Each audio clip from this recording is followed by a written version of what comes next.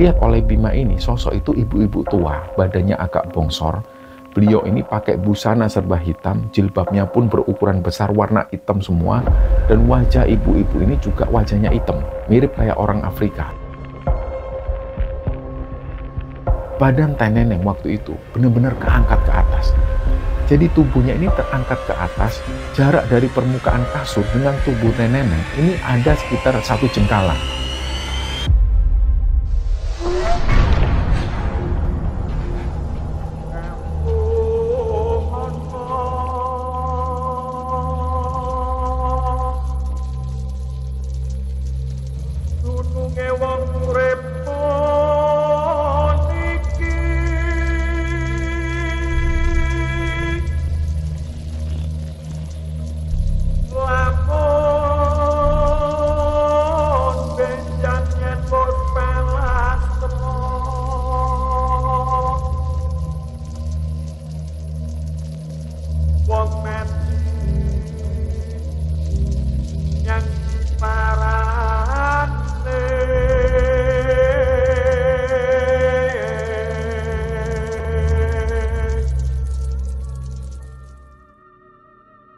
Bismillahirrahmanirrahim. Assalamualaikum warahmatullahi wabarakatuh. Sobat Kembara Sunyi dimanapun teman-teman berada. Pada kesempatan kali ini kami akan membagikan cerita yang dikirim oleh Sobat Kembara yang bernama Abi yang asalnya dari Indramayu, Jawa Barat. Sebelum kita masuk ke ceritanya, untuk teman-teman yang nonton tayangan ini dan belum subscribe, jangan lupa untuk subscribe lebih dulu agar channel Kembara Sunyi ini lebih berkembang lagi dan kami lebih bersemangat lagi dalam membuat konten-konten terbaru di Kembara Sunyi. Dan untuk teman-teman yang telah mendukung kami sejauh ini, kami mengucapkan terima kasih banyak. Semoga amal kebaikan teman-teman dibalas kebaikan berlipat oleh Allah Subhanahu wa Ta'ala.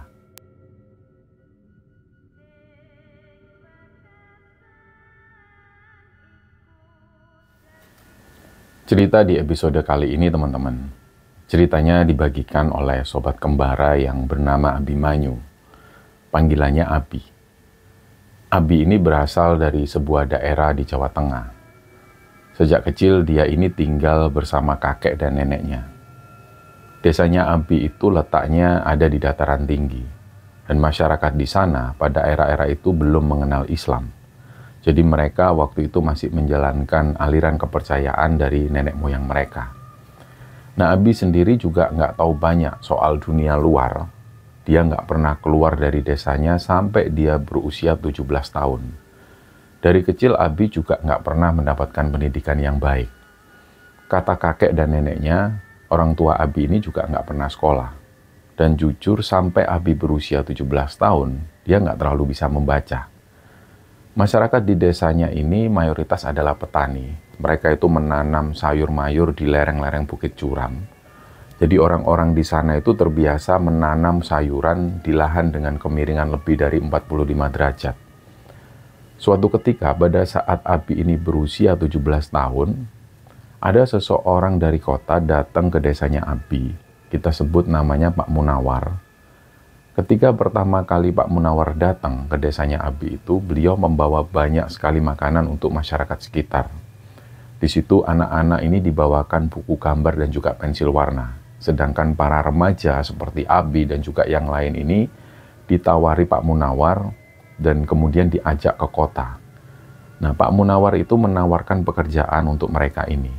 Tapi yang diajak Pak Munawar ke kota itu nggak banyak. Beliau waktu itu cuma butuh sekitar 2 atau 3 orang remaja. Dan kebetulan dari 3 itu, salah satunya adalah Abi yang diajak Pak Munawar ini. Di situ akhirnya Abi pun izin ke kakek dan neneknya, dan kakek dan neneknya Abi pun kemudian mengizinkan Abi ikut ke kota bersama Pak Munawar.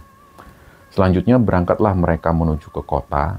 Jarak dari desa Abi ke lokasi rumah Pak Munawar di kota itu memakan waktu sekitar 5 jam perjalanan. Waktu itu 3 orang anak ini, termasuk Abi, mereka naik mobil pickup dengan bak terbuka. Jadi mereka duduk di belakang. Di situ mereka sempat berhenti di satu tempat untuk istirahat. Nah, beberapa teman Abi ini turun untuk buang air kecil. Di situ Pak Munawar membelikan mereka roti bungkus plastik ke mereka dan juga ngasih air minum, air gelasan. Dan setelah sekitar 10 menit, mereka pun melanjutkan perjalanan. Dan ketika mulai masuk perkotaan, mereka semua heran ketika ngelihat perkotaan. Banyak gedung-gedung tinggi dan juga banyak klakson kendaraan terdengar. Jadi baik Abi dan juga teman-temannya, ini nggak ada satupun yang pernah berkunjung ke kota. Keluar dari desa mereka pun, mereka nggak pernah. Jadi itu adalah pengalaman mereka pertama kalinya melihat kota. Dan ketika sampai di rumah Pak Munawar, mereka semua turun dan disambut dengan baik oleh para istrinya Pak Munawar. Jadi di situ ada 2 perempuan yang usia mereka ini kira-kira 40 tahunan. Belakangan mereka tahu bahwa 2 perempuan itu adalah para istri Pak Munawar. Jadi di sini Pak Munawar mempunyai 2 orang istri. Di sebelah rumah Pak Munawar itu ada sebuah bangunan mirip rumah yang ukurannya lebih besar dari rumah Pak Munawar. Di dalam sana ada beberapa anak-anak yang usianya mulai dari 5 tahun sampai 20 tahun. Mereka semua kumpul di situ. Dan ketika Pak Munawar datang, mereka semua berebut mencium tangan Pak Munawar. Disinilah kemudian Abi dan teman-temannya tahu bahwa Pak Munawar ini adalah kepala panti di sana. Jadi yang punya panti ini adalah Pak Munawar dan istri-istrinya. Nah, sampai pada akhirnya Abi ini tinggal di tempat tersebut sampai sekitar 3 tahunan. Dan selama 3 tahun itu, Abi belajar banyak hal. Dia belajar tentang Islam, belajar membaca, belajar menulis juga. Sekalian itu di situ mereka belajar menggambar dan juga belajar berdagang dari Pak Munawar. Pak Munawar dan kedua orang istrinya ini dan juga ada 1 orang karyawan, mereka di situ memperlakukan anak-anak di panti ini seperti anak mereka sendiri. Jadi nggak ada satupun yang diperlakukan beda, kecuali ada 2 orang yang memang anak-anak ini berkebutuhan khusus. Abi ingat ada 2 anak yang memang spesial, yang satu ini laki-laki, usianya 7 tahun, namanya Bima. Bima ini cacat kakinya. Jadi Bima jadi perhatian khusus oleh istri pertama Pak Munawar. Di situ Bima disayangi dengan sepenuh hati. Dan anak yang kedua namanya Aisyah, usianya baru 4 tahun. Aisyah ini matanya buta. Tapi Aisyah cantik banget. Dan kata Pak Munawar, cerita tentang Aisyah ini, Aisyah waktu itu digeletakkan oleh orang tidak dikenal, persis di depan rumah Pak Munawar. Jadi ketika Aisyah ini masih bayi, dia diletakkan di dalam kardus. Ketika menjelang subuh, pada saat Pak Munawar waktu itu mau berangkat ke masjid, beliau kaget ngelihat ada suara tangisan bayi. Dan ketika didekati, ternyata suara tangisan bayi ini berasal dari dalam kardus itu. Begitu dilihat, ternyata ada bayi perempuan cantik. Dan selanjutnya bayi itu dirawat oleh Pak Munawar dan diberi nama Aisyah. Jadi begitulah kehidupan Abi di rumah Pak Munawar. Dia belajar banyak hal dan berjalannya waktu, Abi dan teman-teman dari desanya ini akhirnya sudah bisa baca tulis. Dan nggak cuma itu, Abi juga bisa berhitung, bisa membaca Quran, dan juga bisa belajar berdagang. Yang sebelum-sebelumnya hal ini nggak pernah didapatkan oleh Abi dan teman-temannya ketika dia tinggal di desanya. Jadi Pak Munawar dan 2 orang istrinya ini adalah orang tua dari anak-anak yang tinggal di sana. Mereka menganggap anak-anak ini adalah anak mereka sendiri. Dan anak-anak tersebut juga memperlakukan Pak Munawar dan 2 orang istrinya itu seperti orang tua mereka sendiri. Abi di situ menyaksikan sendiri betapa Allah itu maha pemberi rezeki bagi hambanya yang berjuang untuk anak-anak terpinggirkan seperti mereka. Pak Munawar ini sebenarnya bukan orang kaya, bukan orang cukup. Beliau ini hanyalah orang biasa. Pekerjaan Pak Munawar sendiri ya bisa dikatakan cuma jual beli. Jadi Pak Munawar itu sering kali didatangi oleh teman-temannya ke rumahnya. Terus di situ teman-temannya minta tolong untuk temannya ini menjual tanahnya, kendaraan mereka, apapun itu. Istilahnya Pak Munawar ini bisa dibilang seorang makelar. Tapi seringkali teman-teman Pak Munawar itu selalu ngasih lebih kepada Pak Munawar. Dan katanya mereka bilang untuk sumbangan anak-anak panti. Dan ada cerita tersendiri tentang awal mula Pak Munawar ini akhirnya berpoligami. Jadi ceritanya suatu ketika Bu Ani, istri pertama Pak Munawar ini, waktu itu mulai kesusahan mengasuh anak-anak di rumahnya. Setiap pagi sampai malam Bu Ani ini nggak pernah istirahat. Dan setiap kali ada asisten rumah tangga yang bekerja di sana, nggak lama kemudian mereka akan ngilang. Jadi jelas bahwa mereka ini nggak kerasan tinggal di rumah Pak Munawar dengan begitu banyaknya anak-anak yang harus mereka asuh dari pagi sampai malam. Di situ Bu Ani berpikir bahwa asisten-asisten rumah tangga yang sempat bekerja di tempat itu, mereka pasti nggak kerasan karena harus merawat anak-anak ini dari pagi sampai malam dan mungkin istirahat mereka kurang. Jadi dari situlah asisten rumah tangga ini sering masuk dan keluar. Sampai suatu ketika, Bu Ani ini pernah berdoa di sepertiga malamnya. Waktu itu beliau selesai sholat tahajud, beliau meminta kepada Allah supaya segera didatangkan bantuan untuk membantu pekerjaan Bu Ani di rumah itu. Dan malam itu selepas sholat, selepas berdoa, Bu Ani ini tidur. Dalam tidurnya Bu Ani ini mimpi. Jadi beliau waktu itu mendengar ada suara perempuan, dan perempuan ini berkata kepada Bu Ani, "Sudah Mbak, ikhlaskan semua ya Mbak." Dan ketika mendengar suara perempuan ini, Bu Ani langsung kebangun, beliau langsung nangis. Tiba-tiba Bu Ani ini teringat dengan salah satu sahabatnya yang sudah lama sekali nggak pernah dikunjungi. Sahabat Bu Ani ini tinggalnya di Sukabumi, namanya Teh Neneng. Jadi sangat jauh sekali dari rumah Bu Ani. Dan Bu Ani yakin waktu itu bahwa suara yang didengar oleh Bu Ani saat itu adalah suara Neneng, sahabatnya. Akhirnya waktu itu ketika Bu Ani ini kebangun dan nangis, Pak Munawar tanya ke Bu Ani, "Ada apa Bu kok nangis?" Nah Bu Ani bilang, "Pak, Bapak mau nggak nganter Ibu ke tempat sahabat Ibu di Sukabumi?" Nah Pak Munawar pun mengiyakan karena Pak Munawar tahu, oh Teh Neneng itu, ya ayolah insya Allah kapan kita antar. Jadi untuk sementara waktu ketika Pak Munawar dan Bu Ani ini berangkat ke Sukabumi untuk menemui Teh Neneng, rumah dan juga rumah panti dan juga anak-anak ini dititipkan ke para keponakan Pak Munawar. Tapi di situ Pak Munawar dan juga Bu Ani ini nggak bisa pergi lama-lama, ya paling mentok cuma 2 hari. Dan singkatnya berangkatlah mereka ke Sukabumi menemui sahabat Bu Ani, Teh Neneng itu. Dan sesampainya di sana, sosok Teh Neneng ini langsung memeluk Bu Ani.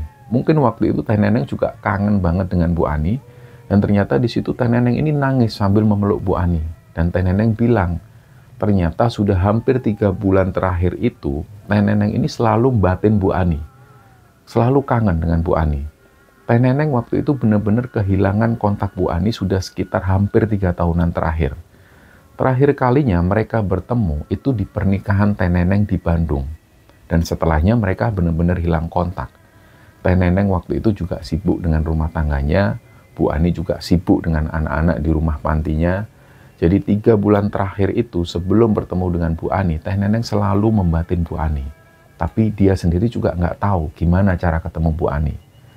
Dan singkatnya di situ Bu Ani pun cerita bahwa dia sempat mendengar suara Teh Neneng dalam tidurnya. Itu setelah Bu Ani menjalani sholat malam. Dan di rumah Teh Neneng itu ada ibunya Teh Neneng dan juga bibi-bibinya Teh Neneng. Mereka semua ikut nimbrung di sana. Mereka menceritakan tentang sosok almarhum suami Teh Neneng yang beliau ini meninggal tahun lalu. Nah disitulah Bu Ani ini ikut sedih. Karena Bu Ani juga baru tahu bahwa suami Teh Neneng ini sudah meninggal. Dan Bu Ani di situ sama sekali nggak mendengar kabar tersebut. Kata salah satu bibinya Teh Neneng, suami Teh Neneng ini meninggal setelah mengalami sakit yang aneh. Tapi mereka percaya itu takdir Allah. Tapi selain itu mereka juga nggak memungkiri bahwa suami Teh Neneng ini meninggal setelah disantet oleh orang yang tidak suka dengan suami Teh Neneng. Memang sasarannya ini adalah suami Teh Neneng dan juga Teh Neneng sendiri. Ketika mendengar cerita ini, Teh Neneng itu cuma bisa nangis. Jadi waktu itu yang menceritakan semua ini adalah bibinya Teh Neneng. Nah akhirnya Bu Ani menjelaskan ke Teh Neneng bahwa hari itu dia nggak bisa lama-lama karena beliau ini ninggal anak-anak di rumah. Dan ketika Bu Ani menjelaskan ini ke Teh Neneng pun tanya, "Ani kamu masih ngurusi anak-anak itu ya?" Terus Bu Ani jawab, "Oh iya insya Allah. Ini di rumah kami malah bertambah lagi anak-anak yang kami rawat." Nah di momen inilah Teh Neneng itu akhirnya bilang ke Bu Ani bahwa beliau ini pengen membantu Bu Ani. Dia pengen cari pahala. Jadi Teh Neneng menjelaskan ke Bu Ani kalau nggak perlu memikirkan gajinya. Dan pada saat Teh Neneng bicara seperti itu, bibir Bu Ani ini kayak ada yang menggerakkan. Di situ Bu Ani secara spontan bilang, "Neneng, mau nggak kamu bersaudara sama aku? Mau nggak kamu jadi adikku? Menikahlah dengan Mas Munawar, aku ikhlas. Bantu kami rawat anak-anak di rumah." Dan mendengar ini, Pak Munawar langsung kaget. Karena beliau ini juga sama sekali nggak menyangka Bu Ani ngomong seperti itu. Sempat pada saat itu Pak Munawar langsung memotong pembicaraan Bu Ani. Pak Munawar ngomong ke Bu Ani, "Bu, Ibu ini ngomong apa? Jangan sembarangan kalau bicara, istighfar Bu, pikirkan dengan baik.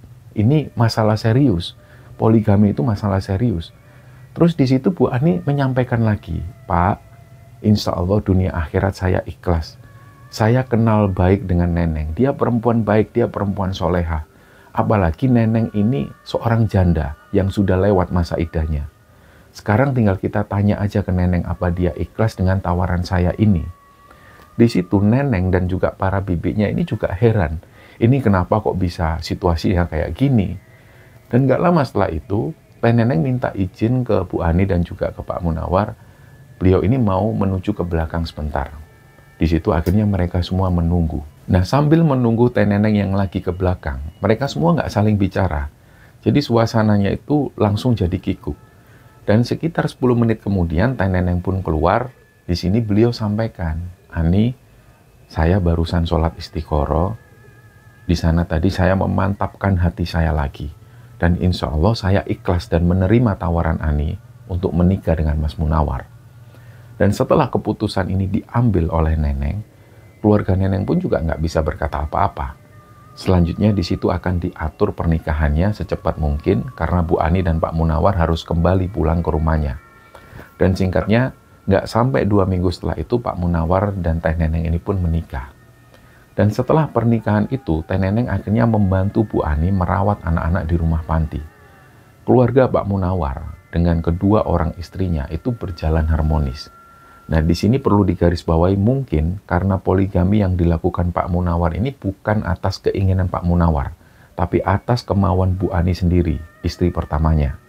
Dan yang kedua, faktor lainnya adalah poligami ini bukan bertujuan untuk gaya-gayaan atau mengejar nafsu dunia, tapi salah satu alasan dari mereka adalah baik Teh Neneng dan juga Bu Ani, mereka sama-sama ingin mengejar pahala akhirat dengan bareng-bareng merawat anak-anak di panti. Nah, jadi anak-anak di panti ini akhirnya dirawat oleh Teh Neneng dan juga Bu Ani. Anak-anak panti ini tinggalnya di satu rumah. Rumahnya itu berbeda dengan rumah Pak Munawar. Rumah yang anak-anak ini tempati ukurannya itu jauh lebih besar dari rumah Pak Munawar. Dan di rumah panti ini ada 3 bagian. Bagian depan itu adalah bagian kelas mengajar dan juga bagian untuk tempat menerima tamu. Di situ nggak ada meja dan juga nggak ada kursi. Siapapun tamu yang datang, mereka akan duduk secara lesehan. Dan di bagian belakang itu ada 2 bagian bangunan lain yang juga terpisah.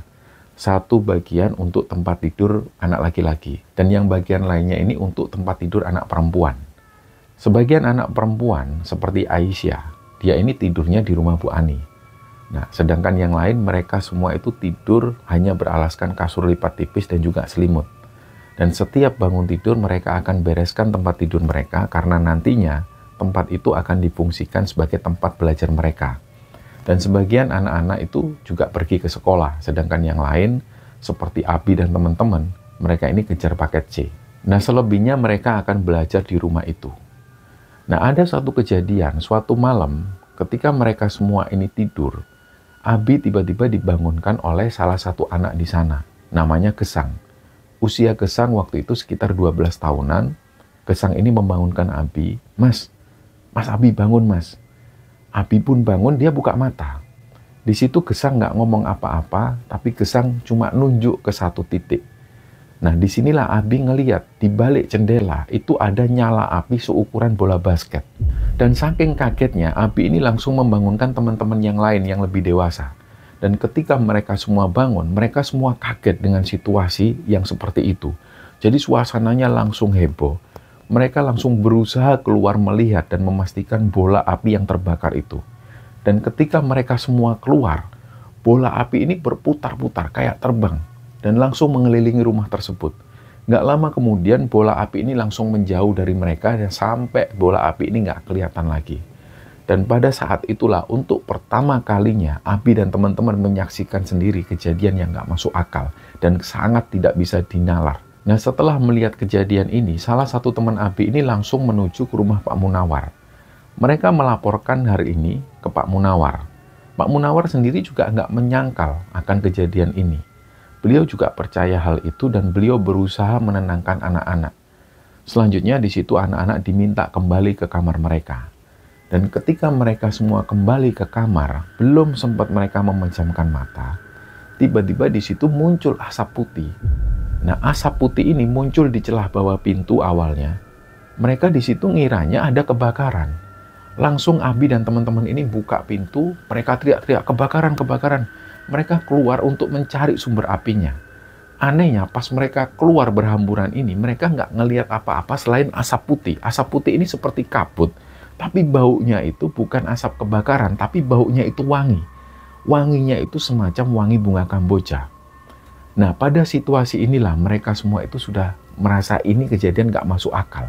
Setiap detik yang terjadi, yang dialami oleh mereka, ini semua nggak masuk akal. Jadi ketika situasi asap putih ini menyelimuti semua ruangan, mereka akhirnya berpencar. Jadi di situ mereka nggak ada yang tahu di mana Abi, di mana si ini, si itu, mereka nggak tahu karena mereka berhamburan. Dan di situ situasinya semakin aneh. Seharusnya ketika mereka berpencar tadi, ketika mereka berhamburan dan lari menyelamatkan diri mereka masing-masing, mereka ini nggak bisa melihat apapun. Dan seharusnya di situ mereka sudah nabrak tembok karena ruangan di luar kamar itu nggak terlalu besar dan masih ada pintu lagi yang harus mereka buka. Tapi anehnya, ketika itu Abi ini jalan terus. Dia jalan itu hampir 20 meteran, tapi belum juga nabrak sesuatu. Jadi dia jalan itu masih lengang. Dan ternyata teman-teman yang lain juga merasakan hal yang sama. Di situ pada akhirnya Abi ini kepikiran sama Bima. Dia langsung keingat, loh, Bima tadi siapa yang gendong? Abi akhirnya balik. Dia menembus lagi asap putih itu, kembali masuk ke dalam untuk menjemput Bima. Di situ Abi memanggil nama Bima. Bim, kamu di mana, Bim? Bima. Di situ Bima masih belum menjawab. Dan gak lama setelah itu, dari kabut asap ini, Abi mulai ngelihat Bima. Bima muncul. Tapi anehnya, Bima yang dilihat Abi waktu itu, Bima ini jalannya normal. Kayak orang gak lumpuh sama sekali. Di situ Abi sempat kaget. Tapi Abi tetap mendekat ke arah Bima. Dan begitu mendekat, sosok yang dilihat tadi, sosok Bima tadi ini sudah gak kelihatan lagi. Di situ Abi langsung merinding. Dia panggil lagi nama Bima. Bim, Bima, kamu di mana, Bim? Ayo keluar, Bim. Dan gak lama setelah itu, Abi mendengar suara temannya. Namanya ini Dayat. Jadi Dayat ini adalah salah satu teman Abi yang usianya saat itu sekitar 19 tahunan. Dayat ini teriak-teriak ke arah Abi. Bi, keluar, Bi. Ikuti suaraku, Bi. Ini Bima sudah sama kita. Ketika Abi mendengar suara Dayat ini, Abi langsung berusaha jalan pelan mengikuti suara Dayat. Sekali lagi ketika Abi ngelewati kabut asap putih itu, lagi-lagi Abi ini gak nabrak apapun. Dia gak menyentuh tembok, gak menyentuh apapun. Jadi jalannya itu benar-benar lengang. Dan sekitar 2 menitan, setelah itu suara Dayat ini semakin mendekat, semakin terdengar jelas oleh Abi. Dan waktu itu situasinya cepat banget. Tiba-tiba tangan Abi ini ditarik oleh Dayat. Dan ketika tangan Abi ini sudah berhasil ditarik oleh Dayat, posisi Abi ini sudah ada di luar rumah. Jadi dari luar rumah itu mereka semua ngelihat rumah yang mereka tempati, rumah panti itu kondisinya normal. Gak ada sedikit pun asap putih. Akhirnya Abi ngelihat ke sekelilingnya.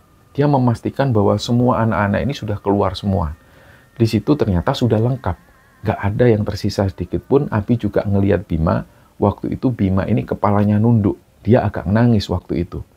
Dan mereka waktu itu langsung menuju ke rumah Pak Munawar. Di situ mereka semua menceritakan hal ini kepada Pak Munawar. Dan detik itu juga Pak Munawar meminta kepada Abi dan yang lain untuk tidur di tempat Pak Munawar. Jadi sampai waktu itu mereka semua ini belum juga tahu tentang apa yang terjadi di rumah itu. Mereka juga nggak tahu tentang asap putih tebal yang menyelimuti rumah mereka. Mereka nggak tahu apa yang terjadi. Dan nggak lama setelah itu, Abi dan yang lain ini pun melanjutkan tidur. Mereka tidur di rumah Pak Munawar. Dan keesokan paginya, Bima ini cerita ke Dayat. Ternyata semalam, ketika mereka ngelihat fenomena asap putih yang masuk ke kamar mereka itu, pada saat yang bersamaan, Bima ini mengalami kejadian aneh. Dan setelah menceritakan ini kepada Dayat, akhirnya Dayat pun menceritakan hal tersebut kepada Abi. Nah, ceritanya malam itu ketika mereka semua kebingungan, pas ada asap putih itu masuk ke ruangan mereka, mereka semua berhamburan keluar. Dan mereka ini memang lupa dengan keberadaan Bima. Bima ternyata waktu itu tertinggal di dalam kamar sendirian. Dan pada momen itu, tiba-tiba Bima ngeliat ada sosok yang masuk ke kamar mendatangi Bima. Yang dilihat oleh Bima ini, sosok itu ibu-ibu tua, badannya agak bongsor. Beliau ini pakai busana serba hitam, jilbabnya pun berukuran besar, warna hitam semua.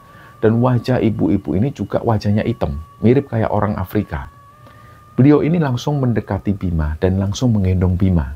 Dan selama Bima digendong keluar dari rumah itu, Bima bisa mencium aroma wangi dari perempuan ini. Dan gak lama kemudian Bima pun berhasil keluar dari rumah panti itu. Setelahnya di situ Bima ini sendirian di luar rumah. Teman-teman yang lain belum nyusul keluar, mereka masih kelimpungan di dalam rumah.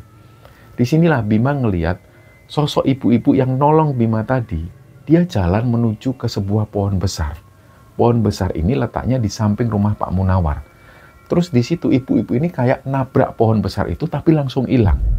Nah, nggak lama setelah itu barulah Dayat datang disusul dengan teman-teman yang lain. Terus kemudian yang paling terakhir keluar ini adalah Abi.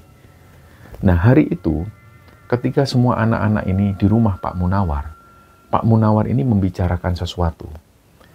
Intinya di situ Pak Munawar menyampaikan kepada anak-anak semua bahwa ada kekuatan jahat yang menyerang rumah Pak Munawar, termasuk menyerang rumah panti yang mereka tempati.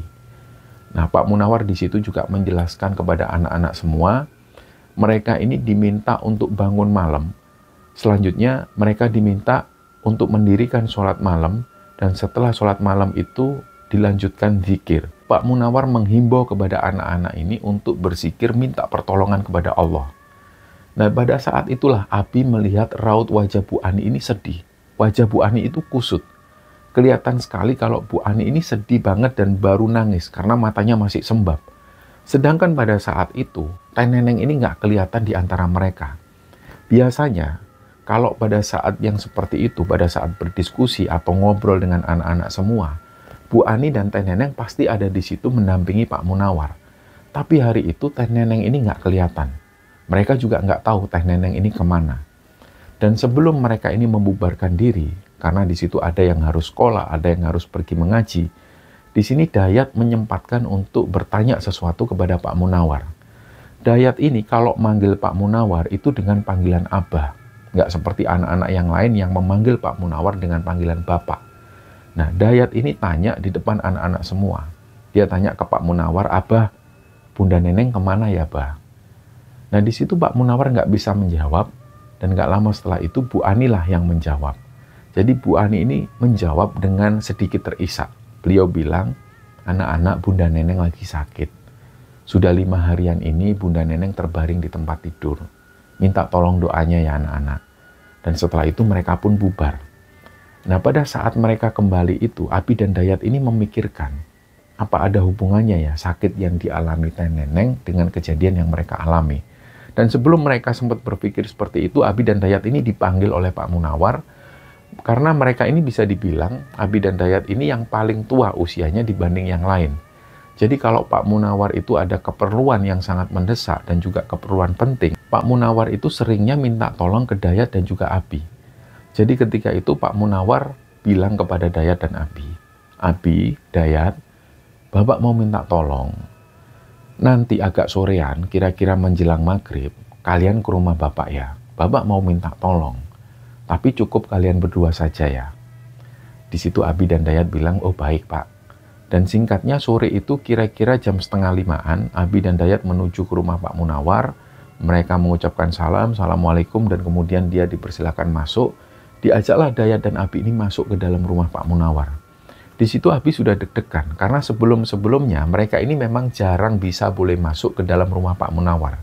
Tapi kali itu mereka juga heran, ini kenapa kok Pak Munawar ngajak masuk mereka ke dalam.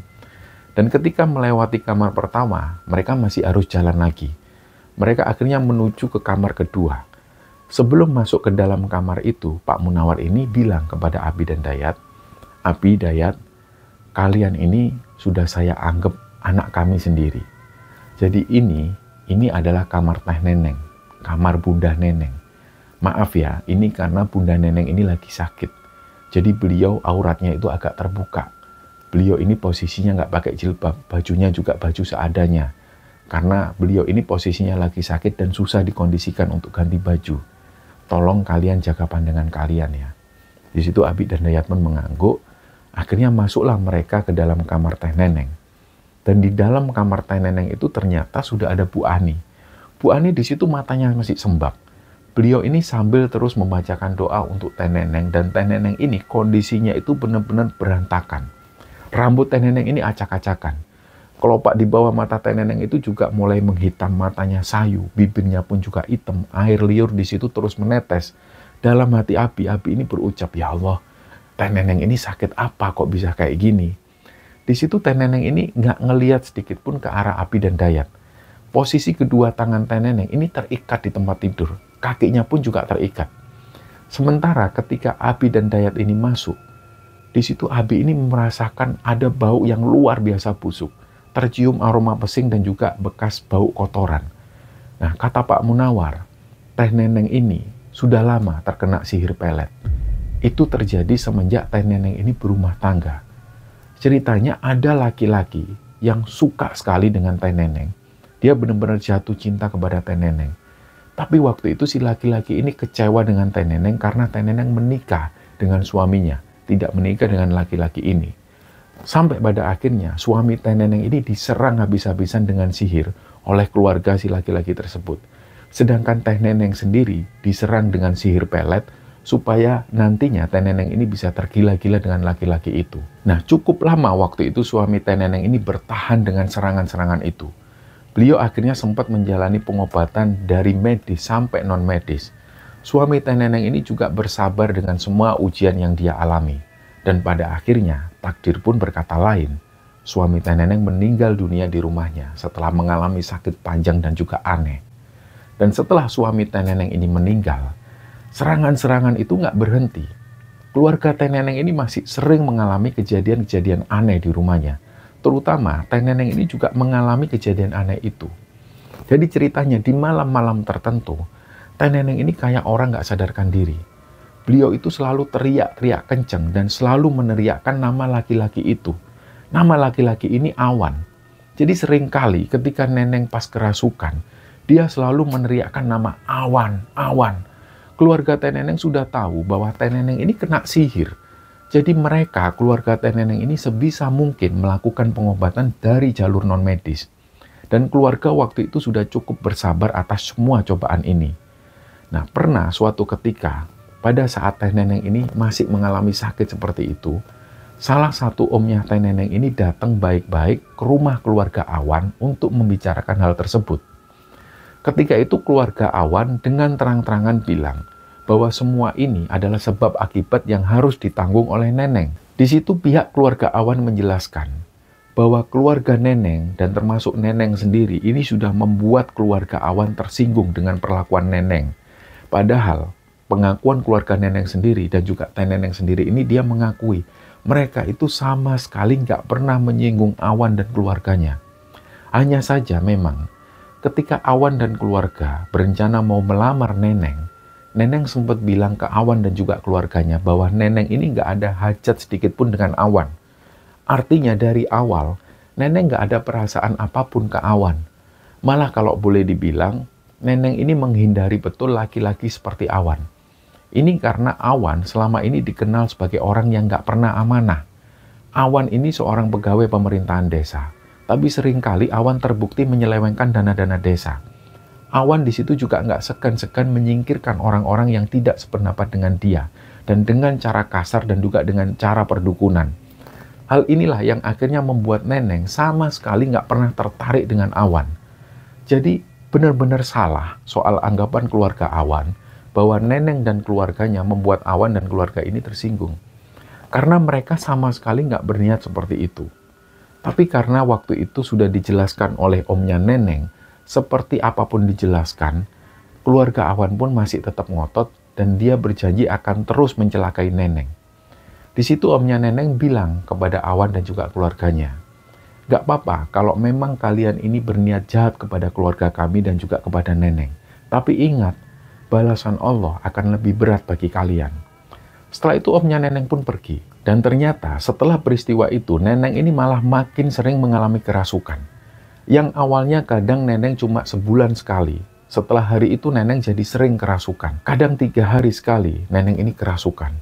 Dan setiap kali kerasukan, Teh Neneng selalu meneriakkan nama Awan. Dan singkatnya, sampai Teh Neneng menikah dengan Pak Munawar, Teh Neneng ini masih mengalami hal tersebut. Setiap kali Teh Neneng kerasukan, Teh Neneng itu selalu berbuat aneh. Suaranya selalu berubah. Dan dia ini selalu meneriakkan nama Awan. Dalam hal ini Pak Munawar sudah berulang kali mencoba melakukan ruqyah bersama Bu Ani setiap kali Teh Neneng ini mengalami kerasukan. Dan memang yang dilakukan Pak Munawar ini terbukti berhasil. Tapi yang terjadi setelahnya, kayak seolah tubuh Neneng ini terus bereaksi. Jadi kayak ada yang terus berusaha masuk ke dalam tubuh Teh Neneng. Tapi di satu sisi lain, ayat-ayat ruqyah yang dibacakan oleh Pak Munawar dan juga Bu Ani, ini terus berusaha mengusir sosok itu lagi. Jadi yang terjadi adalah tubuh Teh Neneng terus bereaksi di situ. Jadi mereka ini berusaha untuk saling serang. Dan akhirnya kelopak mata Teh Neneng itu jadi menghitam, matanya jadi merah, nafas Teh Neneng pun juga jadi terbatas dan sering tersengal. Pak Munawar sendiri sering membawa Teh Neneng ini ke rumah sakit sebelum dilakukan pengobatan sendiri. Tapi pihak rumah sakit ini menurut Pak Munawar juga nggak banyak membantu. Pihak rumah sakit cuma ngasih obat-obat penenang kepada Teh Neneng. Pada akhirnya Pak Munawar dan Bu Ani lah yang merawat Teh Neneng dengan cara mereka sendiri. Mereka di situ sering membuat ramuan-ramuan herbal dan juga selalu membacakan doa ruqyah yang rutin kepada Teh Neneng. Dan singkatnya, pada waktu Abi dan Dayat ada di kamar Teh Neneng pada saat itu, mereka dimintain tolong Pak Munawar untuk ikut membantu proses penyembuhan Teh Neneng. Pak Munawar waktu itu khawatir kalau tiba-tiba Teh Neneng ini bereaksi yang lebih parah. Jadi Pak Munawar minta bantuan Dayat dan Abi untuk ikut mengatasi Teh Neneng ketika nanti Teh Neneng ini bereaksi. Kata Pak Munawar, biasanya Teh Neneng ini mengalami kerasukan pada jam-jam menjelang maghrib. Dan waktu itu benar, ketika jam menunjukkan jam 5 lebih 20 menit, tiba-tiba Teh Neneng ini bergerak. Dayat dan Abi ini sudah kaget. Pak Munawar di situ langsung bilang ke Abi dan Dayat, "Dayat, Abi, kalian siap ya? Terus awasi Bunda Neneng." Dan di saat yang bersamaan, Bu Ani ini membacakan ayat-ayat suci Al-Quran dengan sedikit lebih keras suaranya. Pak Munawar mengambil air dan beliau juga mulai membacakan ayat suci Al-Quran sambil dihadapkan wajahnya ke air itu. Sedangkan Abi dan Dayat ini cuma bisa memandangi kejadian itu secara bengong. Mereka bengong waktu itu karena mereka kaget. Dan gak lama setelah itu, Teh Neneng ini bereaksi lagi. Tubuh Teh Neneng waktu itu bergerak hebat, kayak seolah waktu itu ada gempa yang terjadi di situ. Tapi karena tangan dan juga kaki Teh Neneng ini terikat, jadi gerakan Teh Neneng ini agak terbatas. Dan gak lama setelah itu, Abi dan Dayat ngeliat dengan mata kepala mereka sendiri, tubuh Teh Neneng ini yang tadinya bergerak ke kanan dan ke kiri, tiba-tiba bergerak lebih hebat lagi. Badan Teh Neneng waktu itu benar-benar keangkat ke atas. Jadi tubuhnya ini terangkat ke atas, jarak dari permukaan kasur dengan tubuh Teh Neneng ini ada sekitar 1 jengkalan. Jadi benar-benar terangkat. Dan sempat beberapa menit tubuh Teh Neneng ini terangkat, nggak lama setelah itu Pak Munawar ini teriak kepada Dayat dan Abi, "Dayat, pegang tubuh Teh Neneng, turunkan tubuhnya, turunkan." Akhirnya, dengan segera Dayat dan Abi ini berusaha menurunkan tubuh Teh Neneng yang terangkat tadi. Pada saat itu yang pertama kali dirasakan oleh Abi ketika dia berusaha menurunkan tubuh Teh Neneng ini kayak ada yang nahan. Jadi ternyata nggak semudah itu menurunkan tubuh Teh Neneng yang terangkat ini. Terus Pak Munawar bilang ke Dayat dan Abi, "Coba kalian bacakan doa yang kalian bisa." Disitulah Pak Munawar masih fokus dengan doanya sendiri. Bu Ani masih terus membacakan Quran dan terus memandang ke arah Teh Neneng. Nah setelahnya, Dayat dan Abi akhirnya membacakan doa yang mereka bisa. Sambil di situ mereka terus berusaha menurunkan tubuh Teh Neneng yang terus keangkat tadi. Dan gak lama setelah itu tubuh Teh Neneng pun bisa diturunkan dengan pelan. Tapi di situ Teh Neneng ini masih teriak-teriak menjerit kayak orang ketakutan. Teh Neneng masih terus meneriakkan nama Awan, Awan dengan suara yang serak. Dan di situ suaranya ini benar-benar membuat orang takut. Nah, Abi dan Dayat ketika melihat kejadian ini secara langsung, jujur waktu itu mereka ada perasaan takut. Tapi karena sebelumnya Pak Munawar ini sudah bilang bahwa mereka nggak perlu takut, jadi Abi dan Dayat ini punya keberanian lebih. Nah, pada saat adzan maghrib berkumandang dari masjid, Teh Neneng ini semakin bereaksi. tubuhnya itu semakin menggeliat-liat. Abi membayangkan, di situ kalau saja Teh Neneng ini nggak terikat tangan dan kakinya, jelas Teh Neneng ini bisa memporak-porandakan seisi rumah. Dan akhirnya selepas adzan maghrib, barulah Teh Neneng ini mulai tenang. Pada saat itu Teh Neneng ini bergumam. Ada suara pelan yang terdengar dari mulut Teh Neneng. Awalnya Pak Munawar mulai mendekatkan telinganya ke arah bibir Teh Neneng, berusaha mendengar apa yang digumamkan oleh Teh Neneng. Tapi Pak Munawar waktu itu masih nggak bisa mendengar jelas suara Teh Neneng. Dan nggak lama kemudian, Bu Ani yang mendekatkan telinganya ke bibir Teh Neneng. Raut wajah Bu Ani ini langsung berubah ketika mendengar gumaman dari Teh Neneng. Bu Ani menatap ke arah Pak Munawar. Nggak lama setelah itu, suara Teh Neneng ini jadi makin kencang. Suaranya itu berubah jadi serak. Di situ Teh Neneng ini teriak, "Aku menantang Tuhanmu, bawa sini Tuhanmu." Disinilah Pak Munawar berucap dengan tegas, "Asyhadu alla ilaha illallah wa asyhadu anna Muhammadar Rasulullah." Nah, di sini Teh Neneng itu matanya melotot bener ke arah Pak Munawar. Dan ekspresi wajahnya itu kayak seolah mau menerkam Pak Munawar. Dan gak lama setelah itu, Teh Neneng mulai memandang ke arah Dayat. Matanya melotot. Dayat yang dilihat oleh Teh Neneng seperti ini, Dayat mulai ketakutan, dia menunduk. Gak lama kemudian, Teh Neneng ini wajahnya itu memandang ke arah api. Matanya melotot. Dan ketika memandang ke arah api, mata Teh Neneng itu makin melotot, wajahnya itu didekatkan ke arah api. Disinilah Teh Neneng itu bilang, "Bapak ibumu adalah pengikut Dewi Nawang Wulan. Mereka belum mati. Mereka sekarang tinggal di istana gaib Dewi Nawang Wulan." Ketika mendengar ini, Abi itu kaget. Di situ Pak Munawar dan juga Bu Ani menatap kaget juga ke arah Abi. Bu Ani masih terus membacakan ayat suci Al-Quran kepada Neneng yang kerasukan ini. Dan setelah ngomong itu ke Abi, Teh Neneng kembali terkulai di tempat tidur. Barulah di situ Pak Munawar memastikan bahwa Teh Neneng ini sudah tenang. Sosok yang merasuki Teh Neneng ini sudah pergi. Tapi di situ Pak Munawar nggak tahu kapan nanti sosok ini akan datang lagi merasuk kepada tubuh Teh Neneng. Nah, malam itu rencananya Pak Munawar dan Bu Ani ini berusaha untuk terus melakukan penjagaan kepada Teh Neneng. Mereka ini berharap gangguan sihir yang dialami Teh Neneng itu bisa berakhir dalam waktu dekat. Karena jujur mereka juga kasihan dengan Teh Neneng. Tapi Pak Munawar dan Bu Ani ini memikirkan strategi sendiri untuk memutus sihir ini. Kata Pak Munawar, sihir ini dilakukan oleh satu keluarga yang benar-benar dendam kepada Teh Neneng. Jadi semua keluarga ini penuh dendam dan amarah. Dan semua energi buruk dan juga energi negatif ini menyatu dalam sihir tersebut. Inilah yang membuat pada akhirnya sihir ini bisa benar-benar menggila, bisa benar-benar parah. Dan selain itu, dukun yang digunakan untuk sarana sihir tersebut ini juga dikenal sebagai dukun senior. Yang dukun ini tinggalnya itu seorang diri, dia menyepi di salah satu gunung angker di Jawa Barat. Pak Munawar sendiri sedikit banyak tahu hal ini, itu didapat dari mimpi yang dialami oleh Pak Munawar. Selain itu memang Pak Munawar juga punya seorang teman yang asalnya dari Malaysia, yang beliau ini juga merupakan ahli ruqyah. Pak Munawar dapat banyak masukan dari temannya itu. Dan dari teman Pak Munawar ini juga lah beliau tahu dari siapa sihir ini berasal dan tingkat kekuatan sihir itu seperti apa.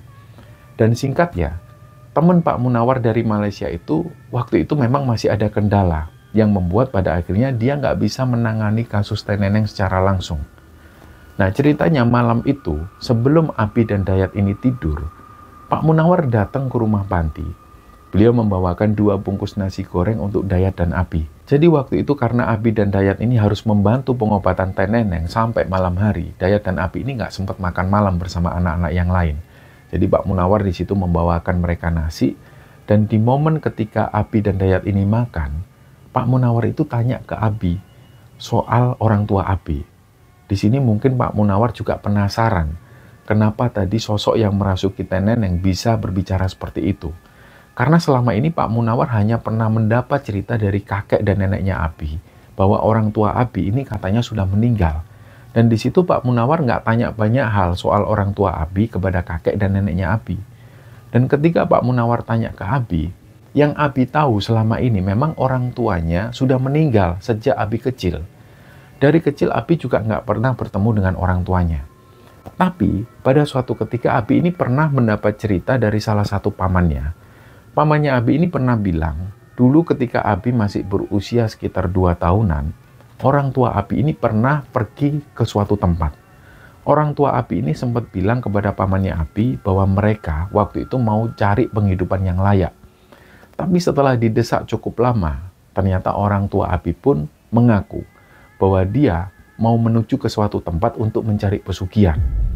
Hal ini sempat dilarang oleh pamannya Abi. Bahkan beberapa tetangga juga sempat melarang hal ini.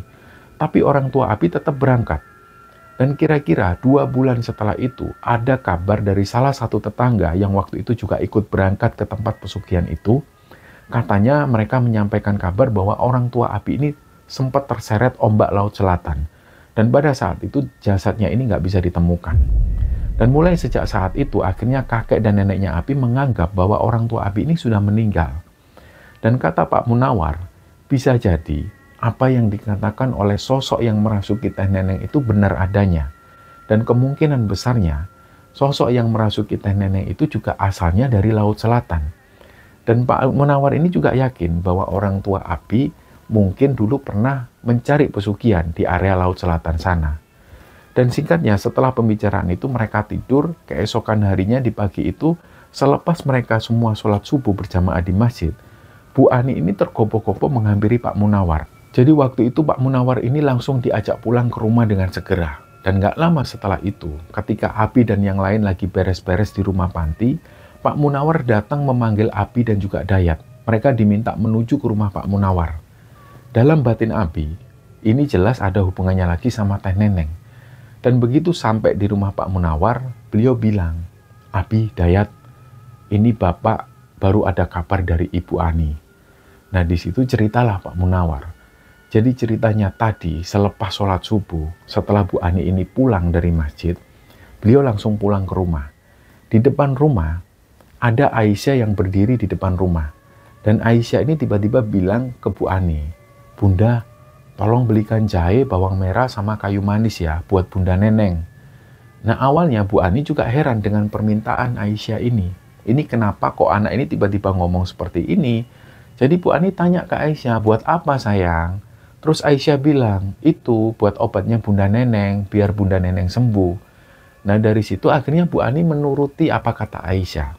Beliau bilang ke Aisyah, iya sayang nanti ya, nunggu bapak sayurnya lewat. Nanti Bunda belikan. Nah ternyata nggak cuma sampai di situ. Aisyah ini ngomong lagi ke Bu Ani, Bunda, di halaman belakang rumah panti itu ada benda berbahaya. Harus diambil Bunda. Bu Ani waktu itu masih nggak paham dengan pernyataan Aisyah. Beliau tanya lagi ke Aisyah, benda apa nak? Aisyah bilang ke Bu Ani, itu Bunda, di halaman belakang ada benda berbahaya, harus diambil itu Bunda. Itu ada yang nanam di situ. Nah disinilah Bu Ani itu langsung merinding. Bu Ani benar-benar kaget dengan pernyataan Aisyah ini. Bu Ani langsung bergegas kembali ke masjid menjemput Pak Munawar yang waktu itu Pak Munawar masih ada di dalam masjid. Nah dalam perjalanan ke masjid inilah Bu Ani itu sambil terus merinding dan terus memikirkan perkataan Aisyah. Bu Ani ini yakin betul 100% bahwa ini adalah petunjuk dari Allah. Karena memang nggak masuk akal. Yang pertama karena Aisyah ini buta. Dia nggak bisa melihat dari sejak bayi. Jadi mana mungkin Aisyah tahu bahwa ada benda berbahaya di halaman belakang rumah panti kalau ini bukan petunjuk dari Allah. Dan akhirnya setelah bertemu dengan Pak Munawar itulah Bu Ani membicarakan hal tersebut dengan Pak Munawar. Nggak lama setelah itu Pak Munawar langsung menuju ke rumah menemui Aisyah. Pak Munawar langsung tanya sendiri hal ini kepada Aisyah. Beliau tanya kepada Aisyah, sayang lihat apa nak? Ada benda bahaya apa? Itu bendanya ada di belakang rumah panti. Nah, rumah panti yang dimaksud Aisyah ini adalah rumah panti yang digunakan tidur oleh anak laki-laki. Pak Munawar di situ langsung merinding, beliau langsung ingat kejadian yang kapan lalu dialami oleh para anak laki-laki ini. Yang di situ mereka sempat melihat ada bola api yang terbang. Terus selanjutnya anak-anak laki-laki ini mereka sempat mengalami kamar mereka itu tertutupi asap putih pekat. Pak Munawar di situ langsung berucap Allahu Akbar. Dalam hati Pak Munawar ini berbicara dalam batinnya. Akhirnya petunjuk Allah ini datang. Dan setelah itulah akhirnya Pak Munawar ini cepet-cepetan memanggil Abi dan Dayat.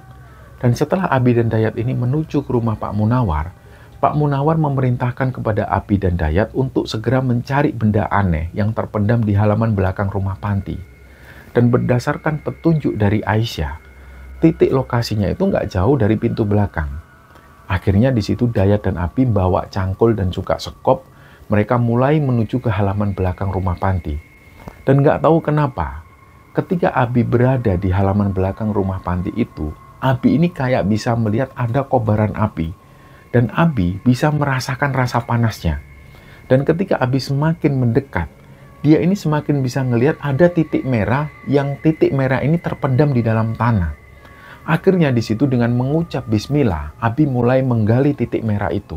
Dan sekitar setengah meteran, Abi mulai menemukan sebuah kotak kayu. Jadi gambaran kotak kayu ini adalah kotak kayu musik zaman dulu. Kotak kayu itu ada ukiran-ukirannya, tapi ukiran ini sudah nggak berbentuk lagi. Di sini Abi teriak ke Dayat, "Dayat, sudah ketemu ya, panggil bapak ya, panggil bapak." Nggak lama setelah itu Pak Munawar ini datang. Karena waktu itu Abi nggak berani mengambil sendiri benda tersebut. Akhirnya Pak Munawar lah yang mengambil benda itu, terus beliau buka kotak kayu itu. Ternyata di dalam kotak kayu itu ada semacam bulu. Bulu ini bulu burung, tapi nggak tahu burung apa. Selain itu ada gumpalan rambut manusia, yang belakangan mereka tahu bahwa gumpalan rambut ini adalah gumpalan rambut Teh Neneng.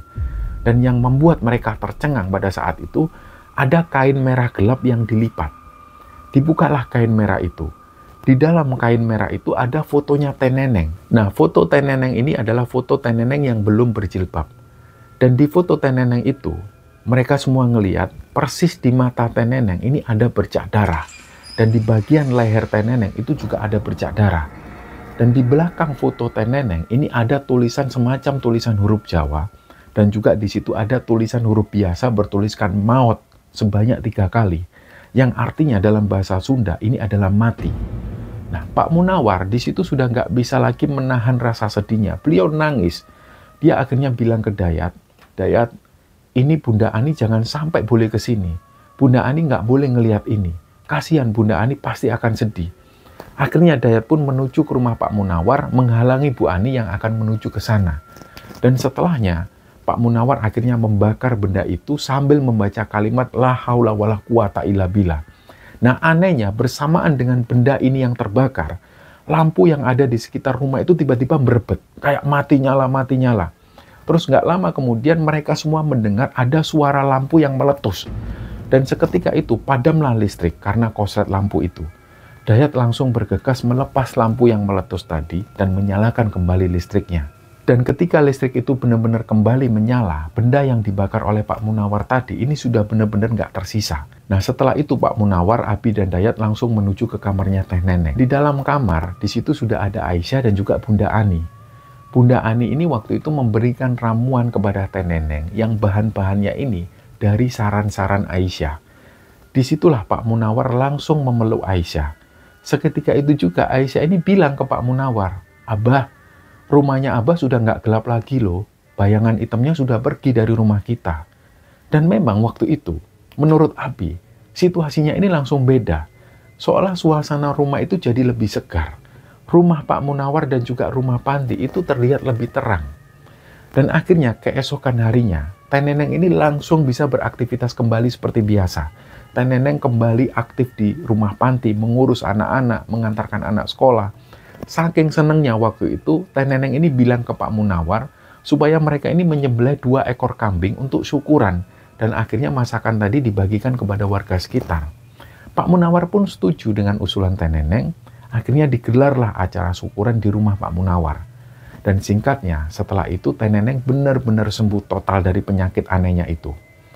Dan ketika Abi berusia sekitar 20 tahunan, Abi ini diajak kerja oleh salah satu rekanan Pak Munawar di Jakarta. Waktu itu Abi kerja bersama Dayat di Jakarta. Dan memang nggak lama setelah itu Dayat ini memang lebih beruntung. Setelah di Jakarta sekitar 1 tahunan lebih, Dayat berhasil mendapat beasiswa kuliah di Amerika. Dan kira-kira di tahun 2007, Abi berkunjung ke rumah Panti. Ketika bertemu Pak Munawar, Bu Ani, dan juga Teh Neneng, di situ mereka bilang bahwa insya Allah di tahun itu mereka akan pindah ke Malaysia. Dan karena pada saat itu anak-anak yang paling kecil ini hanya ada sekitar 3 orangan, termasuk Aisyah dan juga Bima. Jadi anak-anak ini diajak ikut ke Malaysia bersama Pak Munawar, Bu Ani, dan juga Teh Neneng. Pada akhirnya di situ Abi belajar banyak dari sosok Pak Munawar. Belajar sebuah keikhlasan dari sosok Pak Munawar. Belajar kesabaran dari sosok Bu Ani. Dan juga belajar ketegaran dari sosok Teh Neneng. Dan Abi di situ juga belajar kelapangan hati dari sosok Aisyah dan juga Bima. Dan sampai cerita ini dibagikan oleh Abi di Kembara Sunyi, Mas Abi ini sudah berumah tangga dan pada saat ini Mas Abi tinggal di Indramayu, Jawa Barat. Beliau ini dikaruniai 2 orang anak dari pernikahannya itu. Dan istri Mas Abi ini adalah salah satu keponakan dari Teh Neneng. Dan inilah cerita yang dibagikan oleh Mas Abi di Kembara Sunyi, dan semoga kisah ini bisa kita ambil hikmah dan bisa kita ambil pelajaran di dalamnya. Mohon maaf jika ada salah-salah kata. Wassalamualaikum warahmatullahi wabarakatuh. Bergema